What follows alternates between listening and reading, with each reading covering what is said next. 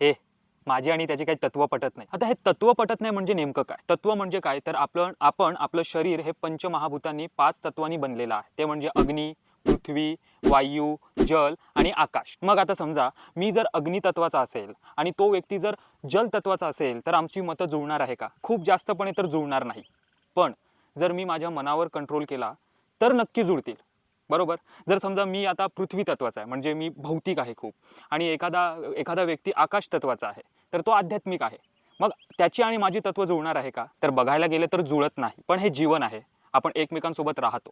मग अशा वेळेस लोकांसोबत राहताना, सगळ्यांच्या सहवासात राहताना सुद्धा जर आनंदी राहायचं असेल, तर मी कुठल्याही तत्वाचा राहू दे. मला माझ्या मनावर, माझ्या शरीरावर आणि माझा जो तत्व आहे, तो जर समजला तर त्याच्यावर मी काम करून सगळ्यांसोबत समजुतीने, एकत्रितपणे, सगळ्यांसोबत आनंदाने मी राहू शकतो. म्हणून आपलं तत्व जाणून घ्या. ते जर आपण जाणलो तर आपण सगळ्यांसोबत आनंदाने